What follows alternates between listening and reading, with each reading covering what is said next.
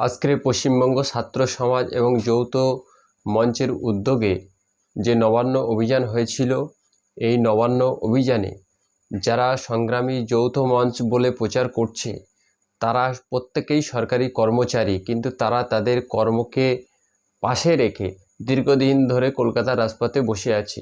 এর মধ্যে একটি বড় অংশের মানুষ হলো স্কুলের শিক্ষক, যারা স্কুলে শিক্ষা দান না করে ভিক্ষার জন্য কলকাতার রাজপথে বসে আছে।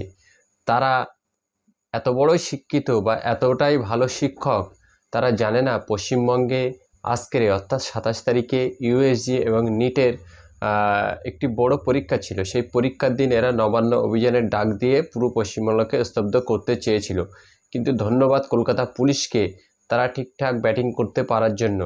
অপরদিকে পশ্চিমবঙ্গের ছাত্র সমাজ, যে ছাত্র সমাজের নাম ইতিপূর্বে কোনোদিন শোনা যায়নি, পুলিশ অলরেডি গতকাল ঘোষণা করে দিয়েছিল এরকম সংগঠন পশ্চিমবঙ্গে নেই, অতএব তাদেরকে কোনো নবান্ন অভিযানে পারমিশন দেওয়ার প্রশ্নই ওঠে না। এই পশ্চিমবঙ্গের ছাত্র সমাজের মধ্যে বেশ কিছু ছাত্রকে আমরা আপনাদের দেখাবো, যারা কিনা কোন স্কুল বা কোন কলেজ বা কোন ইউনিভার্সিটিতে পড়ে আপনারা একটু কমেন্ট বক্সে জানিয়ে যাবেন। এরা যদি এখন পশ্চিমবঙ্গের ছাত্র হয়, তাহলে যারা এই মুহূর্তে বিভিন্ন কলেজে পড়ছে তারা কি এই ছাত্রদের বাবা বা মা হতে পারে?